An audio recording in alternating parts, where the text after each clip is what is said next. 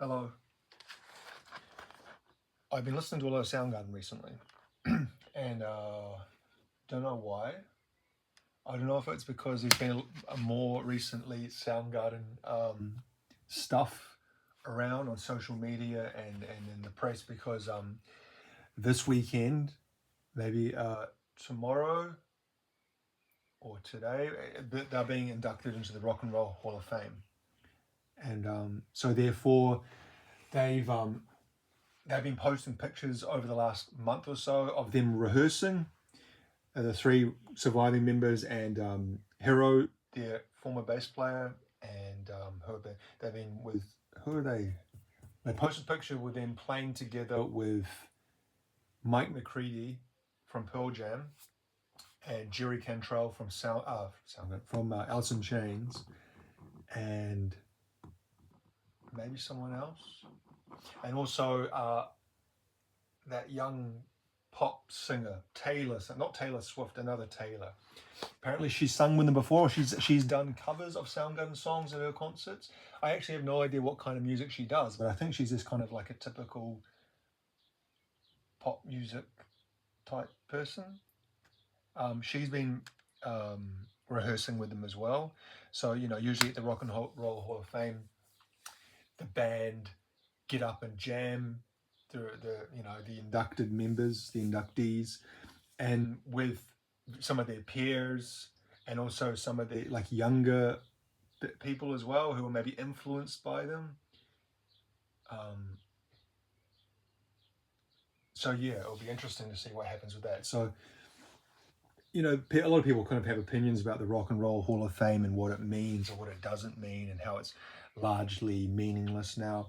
But I feel that if the band or the person being inducted feels it's important, well, not only they feel important, but they're into it and they participate and they're then it must mean something, right? It's like the not really related, but the WWE Hall of Fame, like the pro wrestling, they have a Hall of Fame for that ceremony once a year. And there's a lot of controversy over that over the years about who's been inducted and who hasn't. The same as the Rock and Roll Hall of Fame. And a lot of the old wrestlers who aren't in it talk shit on it. Like, oh, it's meaningless, it means nothing, it's stupid, it's this and that. But then when it's their turn to get inducted, they're like super emotional about it and give these speeches where they're crying and saying and how happy they are. So I think most people would feel positively about it. It's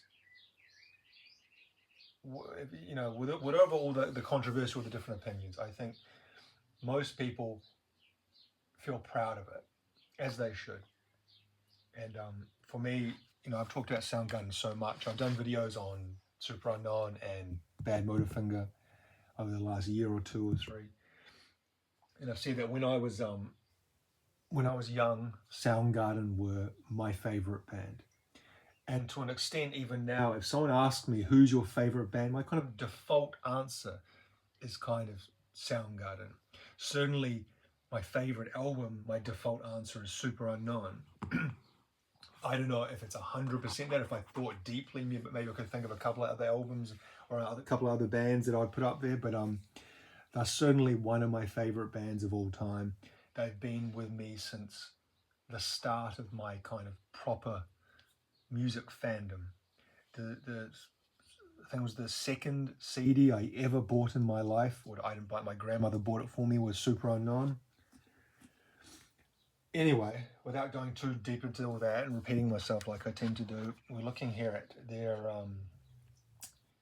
kind of their last album, although of course obviously they reformed and released King Animal in 2012. This was the last album of their first run, shall we say, their first iteration, Down on the Upside from 1996. This is a second-hand copy. I own this new back in 1996. I also owned it again, second-hand, but a more expensive second-hand, like probably like a yeah, I don't know how much, but this is the third copy I've owned in my life.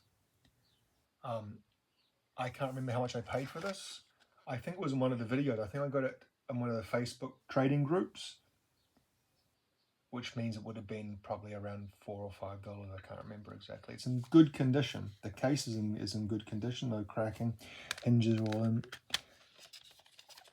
No water damage. It's all, you know, in for a CD album that's probably close to 30 years old. It's pretty good condition. The disc is also in good condition. Can't really see anything when I show this anyway, but yeah, it is in pretty decent condition. When I see that, brings back a lot of memories of listening to this album when I was a kid, when I was a teenager. I was 15 when it came out in 1996. I remember there was quite a lot, well, I should say for myself, there was quite a lot of anticipation. Super Unknown has been such, like I said, a massive album for me and for them. And so I was excited. I remember the first single, I'm pretty sure was Pretty Noose, which I liked, but I'd say not at the level of Super Unknown. I was trying to recall there my feeling. Like it had a different feeling, Pretty Noose, when I first heard it. I bought the CD single of Pretty Noose before this came out. So probably in, I guess, the month before this was released. This was released, I think, in May 96. And so probably around April or something, they released a CD single of Pretty Noose. And the B-side, or not the B-side, you know, they usually have like 3 or 4 tracks on a CD single. I think it was like Pretty Noose, regular track, album track, and then 2 was Apple Bite from the album, track 9 on this, and then 3 maybe was like a remix or a live version or something that I can't actually remember. I don't own it anymore. But when it came out, I'm not sure how soon after the release date I bought this, but it would have been within probably the month. It was different. It is different than Super Unknown. And a lot of people kind of talk about that and point that out and talk about the ebb and flow of the band and their sound, especially from Bad Motorfinger to Super Unknown to Down on the Upside. Whereas Down on the Upside, whereas Super Unknown had been super dark and super heavy. And when I say heavy, I don't mean heavy as in heavy metal, musically heavy. I mean more like psychically heavy. It felt like a iron brick on top of you listening to that album. Very, I don't know, how would you really describe it? It just felt very black and dark and pushing weight down upon you, if that makes sense. Whereas this, almost immediately upon listening to this, I noticed the first time, even back then, that this is a much looser and airier and lighter feeling about it. And maybe you could say that the album cover points to that if we compare it to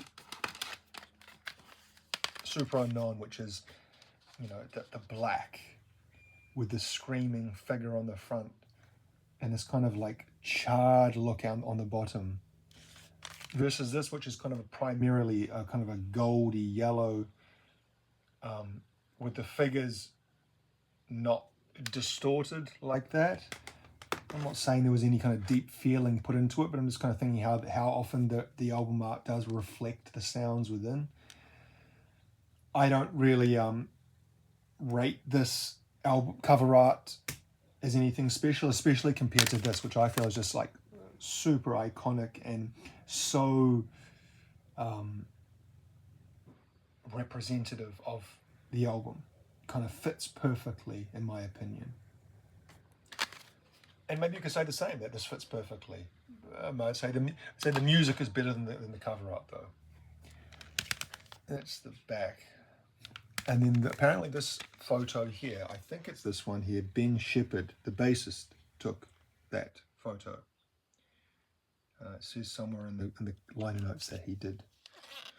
So yes, if you're not familiar with the band, Chris Cornell, vocals and guitarist, Kim Thale, guitarist, lead guitarist, I guess you'd say, Matt Cameron, drummer, went on to become Pearl Jam's drummer, and Ben Shepherd, bassist.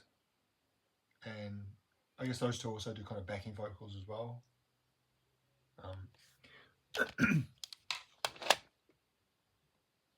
There was a lot made, or maybe it's in retrospect a lot has been made, that this album was kind of absent of Kim Thale's input. Maybe I've always thought, I don't actually know which one's which. I'm pretty sure that's Kim up there. That's Matt or Chris. That's Ben, and that's, which one's Matt? I don't know. But Kim's kind of facing away and walking out, kind of towards the out of shot. If you look at the credits for this album, it's he only is featured on one. When I say featured, his songwriting is only featured on one track. Was a Never Machine Forever, track 10. And that's kind of the natural continued evolution that had kind of started with Bad Motorfinger. If you look at the stuff they did in the 80s, in their kind of early years, in their pre-major, oh no, what was their major label? Was Louder Than Love their major label? Yeah, so I think, anyway, the stuff they did pre-Bad Motorfinger is what I'm talking about.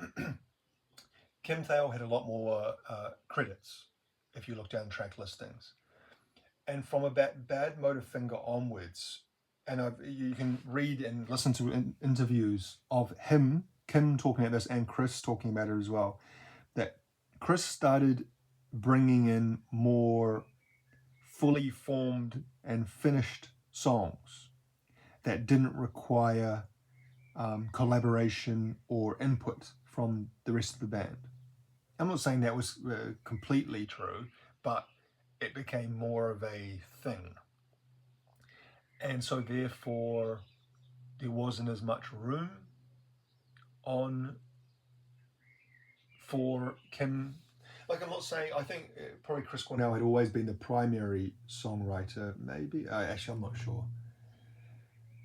But if you look at Bad Motorfinger, I think you see on like things like, I think Rusty Cage, for example, I'm not sure if it's got the credits here. Okay, yes, Rusty Cage, music and lyrics, Cornell. Outshine, music and lyrics, Cornell. So kind of the two biggest songs on it were, you know, solely Chris Cornell. The Jesus Christ Pose, I think, might have been Matt Cameron.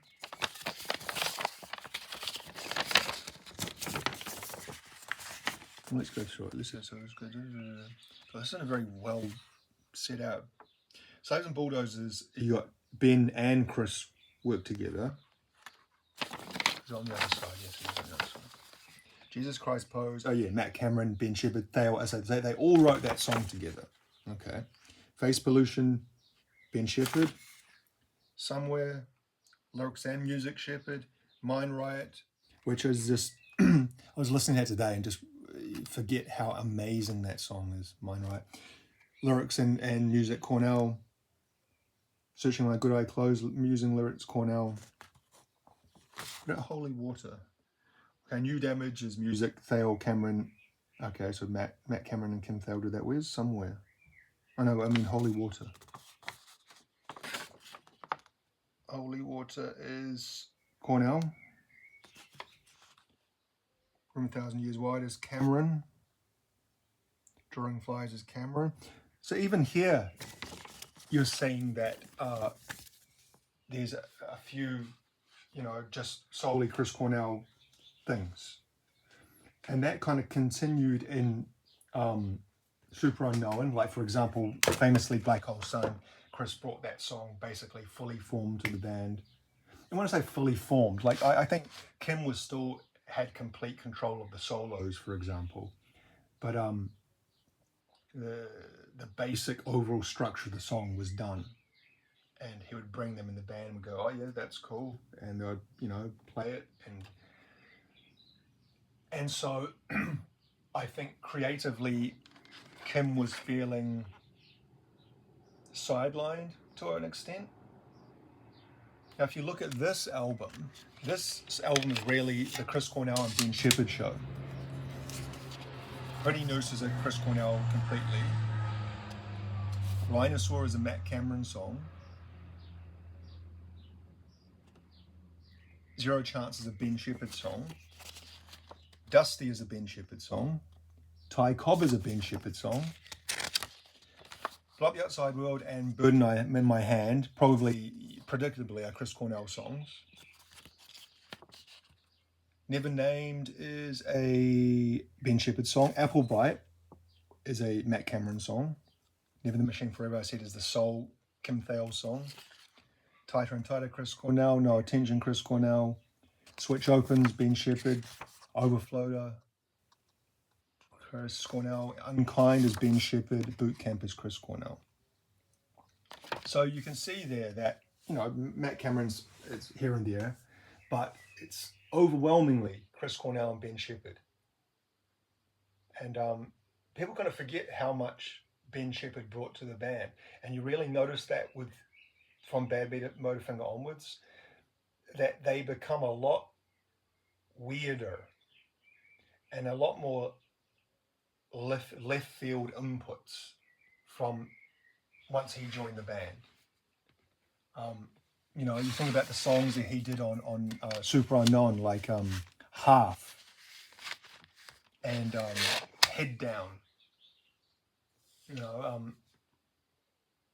He brought something to the band and made the band a lot better. As much as I like some of the stuff they did in the 80s on, Screaming Life and Louder Than Love and Ultra Mega OK, a lot of those songs also are kind of just very run-of-the-mill and nothing particularly special. Like some amazing songs on those albums as well, like Beyond the Wheel and Nothing to Say. But it's some of the songs, it's like, if it was just those songs, you think you couldn't imagine they would have ever really broken through to worldwide fame. But it was when Ben Shepherd joined, it's like all the pieces really connected perfectly together. And I guess this is what I've been thinking about, is that Chris Cornell was the primary songwriter through the 90s for Soundgarden and wrote most of their biggest songs. Outshined, Black Hole Sun, Burden in My Hand, Rusty Cage, Fell on Black Days. I think he wrote that. It sounds like one of his songs. And you think, okay, those are all amazing songs, classic songs, absolutely, genius. But when he left Soundgarden and he went on and did his solo career and also the Audio Slave thing, he never even came close to reaching the heights of Soundgarden with that material. His solo career was patchy. Euphoria Morning is brilliant. And then, was it Carry On? I think I've got Carry On. I think I've showed it before. I think is a, it'll be up there, I can't get it. It'll be up with the C's at the top, so I'm not going to stand up and look for it. But really, for me, was nothing special. And I was kind of disappointed with that album. Scream, well, a lot has been said about that album. There's some really quite horrible songs on that. And when horrible sounds like I'm saying they're like offensive or something. I mean, well, they're offensively bad. So it's, and maybe it's because you hold him in such high. I hold him in such high regard, but that album was uh, not good. Higher Truth, which is the last one he did before he died. There's some good stuff on that, some nice songs, particularly like the single from that, Nearly Forgot My Broken Heart. I think that's got some, like, a really well written song, and there's parts of that. I think it's the bridge, was it like the post chorus? It goes, every little reason. That part of the song, something he does there, either it's his vocals or something, is amazing. And it's like he's tapped into something. Every time I listen to it, it kind of gives me goosebumps, that one part of the song. I'm not sure exactly why it is. But anyway, then Audio Slave, like I was, when I heard about the Audio Slave was a thing, it had been talked about a lot before it actually happened, that Chris Cornell was going to get together with the other guys from Rage Against the Machine. They were going to make a band. It was like two of my favorites. Rage Against the Machine, I absolutely loved. Chris Cornell, I absolutely loved. And to the thought of having those two together, I just thought this can't be bad. This is going to be amazing. And the first song I heard off that was Cochise, which is a good song. It's a good kind of hard rock song. It gets kind of pumped up.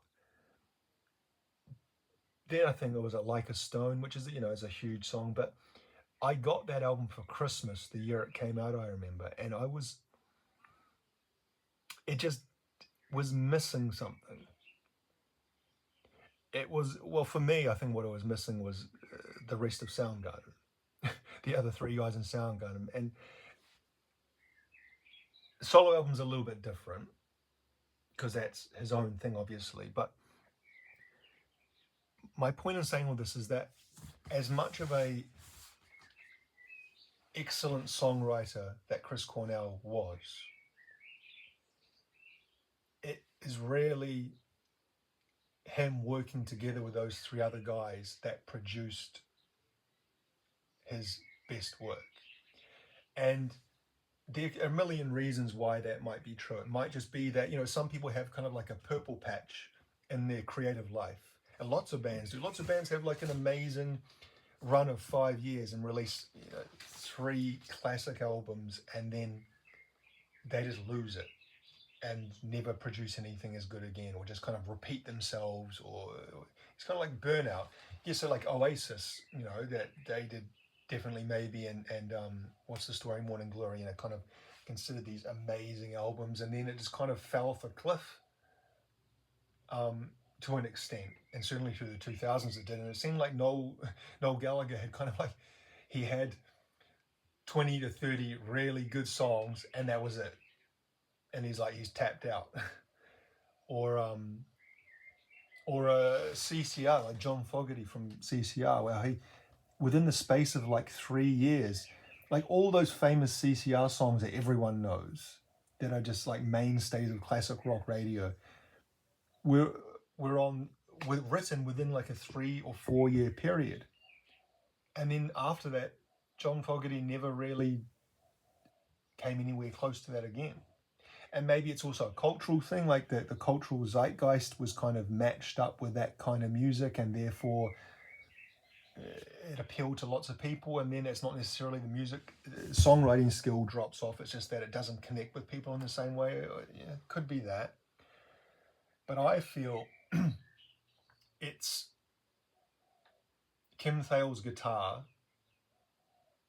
and Ben Shepherd's oftentimes bizarre bass, and Matt Cameron's drum, his use of, especially of kind of very odd time signatures, the tunings they used, Super Unknown famously, like every track used a different tunings that I've never seen any other band use before.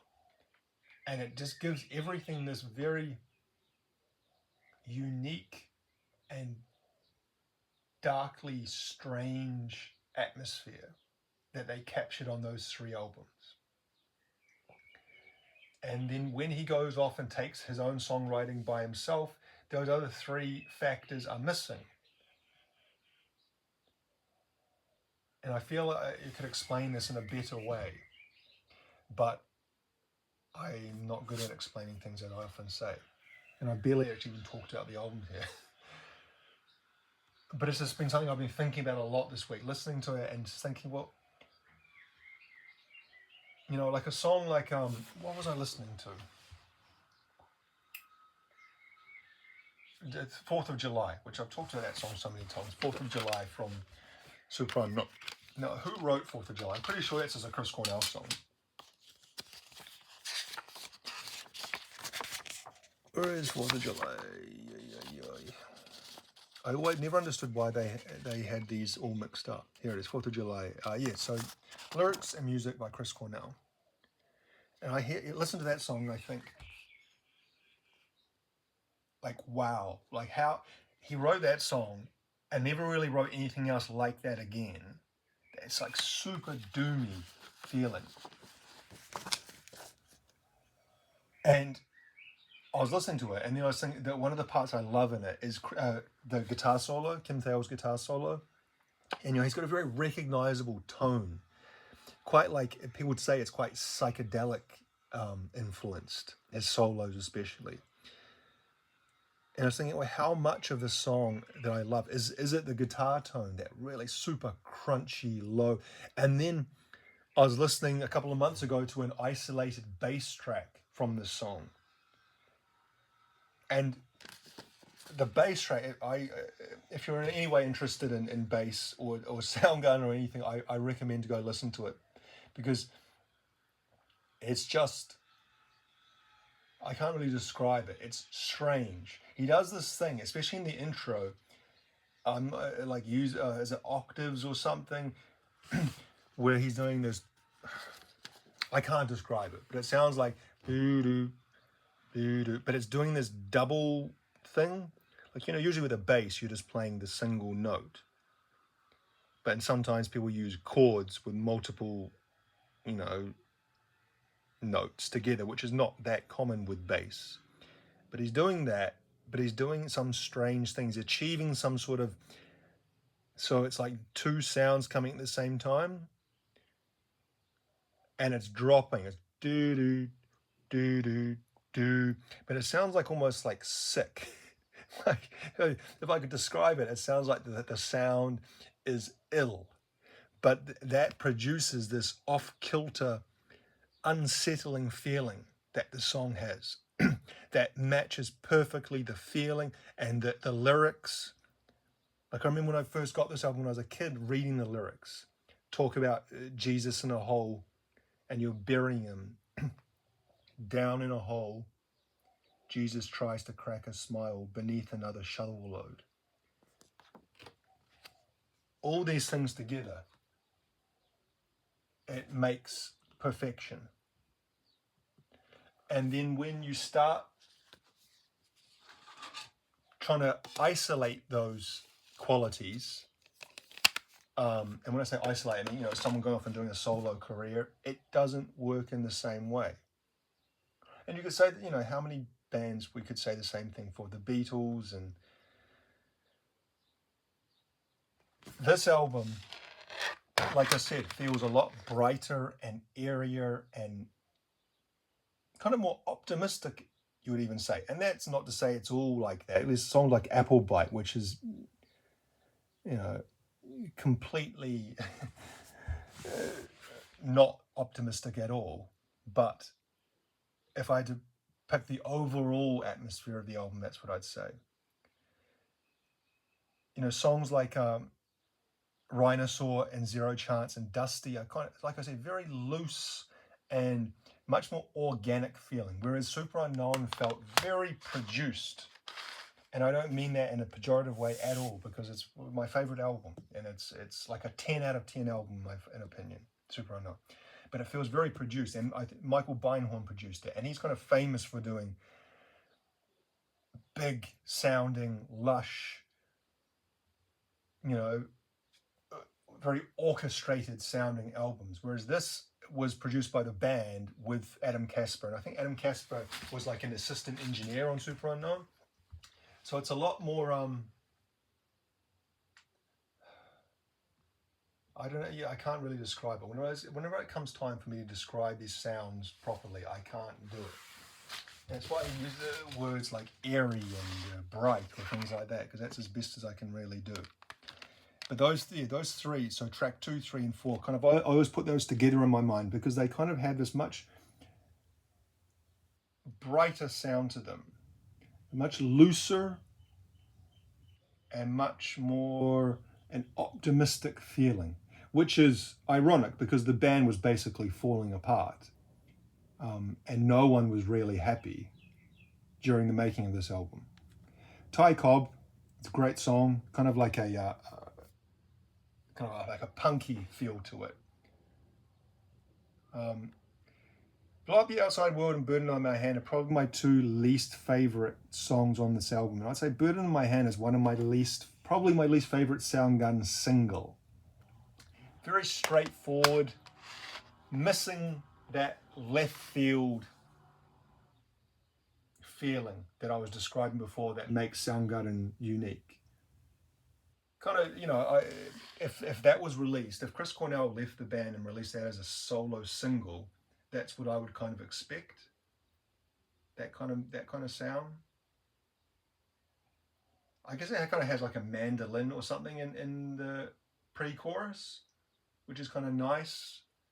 But yeah, not saying it's a bad song by any stretch, but it's just in the lofty heights of Soundgarden songs. It's not one that I really listen to that much. Never Name, Applebite. Like I said, Applebite. One of the first songs I heard of the album because I was included on a CD single with Pretty Noose.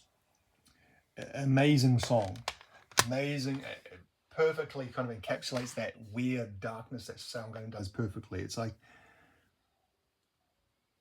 his vocals are kind of have some processing effect on them, so it sounds like he's kind of singing from beyond in another dimension. And it has this piano effect, like it's got a piano throughout, but it also has this sound. You know when you play the piano, and the sound of a piano is kind of, part of it is kind of percussive because you're hitting the key, and the key is striking, the string inside the piano. And so it always has that kind of dong sound to it. But the sound that they have in this is just the sound without the percussive part. It's kind of like a droning or a growling part of the piano. That's not really describing it well at all. But it kind of swells in and out of the song. And it kind of gives us this ominous, looming feel to it. And the lyrics as well. I've always loved the lyrics to that song. Grow and decay. In the second verse, what's the part he does about the arm? Even the wrist on your arm, or something like that. Loosely or tightly, everything fits, even the wrist on your arm. That always stood out to me as like creepy or kind of slightly yuck, but in a good way. Everything fits, even the wrist on your arm. So the wrist fits on your arm like you've been, it's been lopped off and you've got to fit it back together. Like I said, Never the Machine Forever has been as Kim Thayil's sole writing credit. And it's not anything great, to be honest. It's okay. Tighter and Tighter, No Attention. Switch opens. Again, a very kind of open, saying open, a very open, bright, almost optimistic feeling to that song. All you slaves hang your masters. Is that the first line? Something like that. All you, something about slaves hanging someone. Overfloater, Unkind. That's a great song. And Boot Camp, the last song, which apparently Chris Cornell wrote about childhood, his childhood. Which, again, I always loved the lyrics to that song. I remember when I was like 16 or 17, like reading this and thinking about the lyrics. I must obey the rules. I must be tame and cool. No staring at the clouds. I must stay on the ground. You can imagine, the feeling of a child thinking that. Got to obey the rules, but you also got to be tame and cool. Don't daydream. Stay on the ground. Like angels in a cage, I must be pure and true. I must contain my views. There must be something else. There must be something good far away. And it felt like a real kind of full stop on the career. Like I'm sure they didn't intend it that way. But the way the song kind of ends on like it feels like the ending of some. I know that sounds stupid.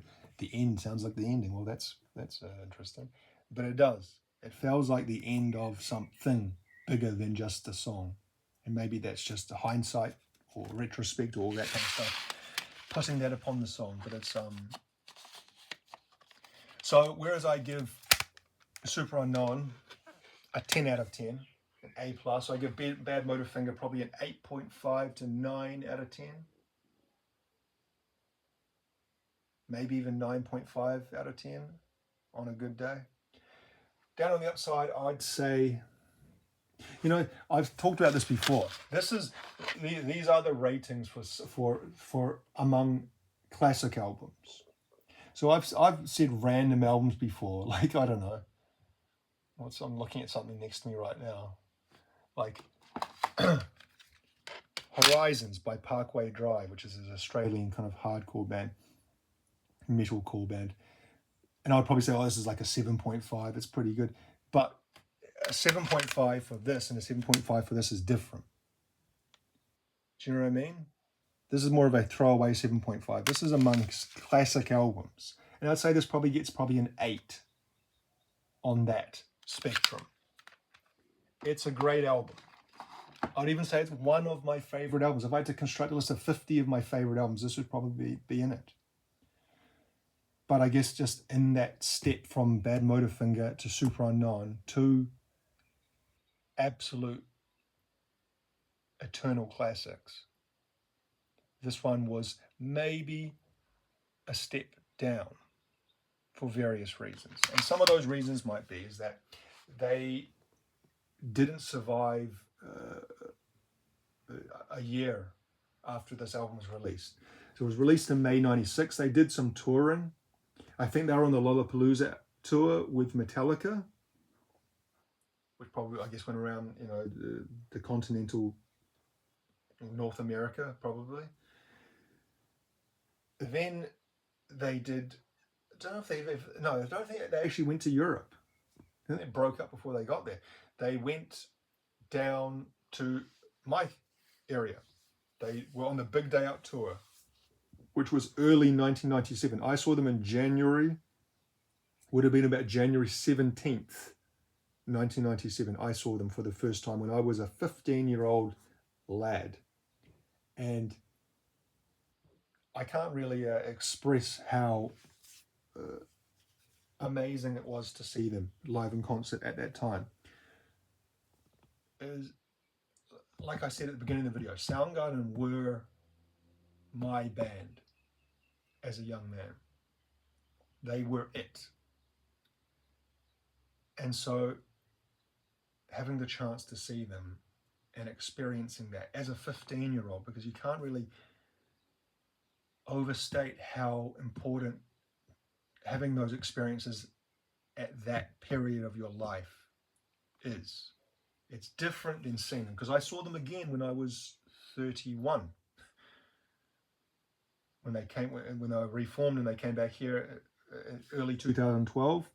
And again, an absolutely amazing concert. Some ways better, because I was like right at the front of the stage for that one.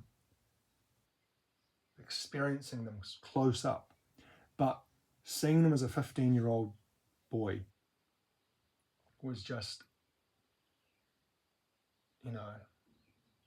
era defining. When I mean era, an era of my life that kind of defined a part of my life, being able to see them live, hearing those songs live, seeing them on stage. Ben Shepherd seemed pretty pissed off on stage. I mean, he was whacking something with his bass, like a fan or something, he was smashing it. And then we come to learn that not even a month after this show I saw, they had their last show ever in Honolulu, where Ben Shepherd threw his bass down and Kim Thayil walked off stage, and it just ended with Chris and I think Matt doing a pared down version of some acoustic versions of some of the songs. And that was it. They basically broke up very soon after that, and I think they announced it in April or May of 97.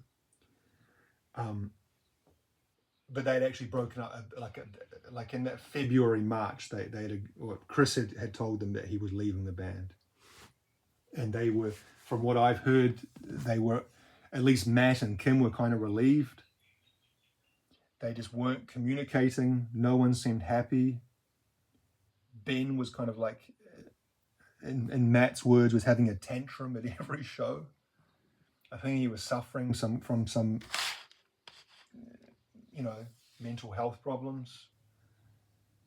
And part of that was this album, is that there wasn't necessarily agreement amongst all of them about the direction, the sound. Kim wanted to go in a more heavy guitar driven, more of the original style. Chris obviously didn't. And, I don't know where the other two members fell on that, but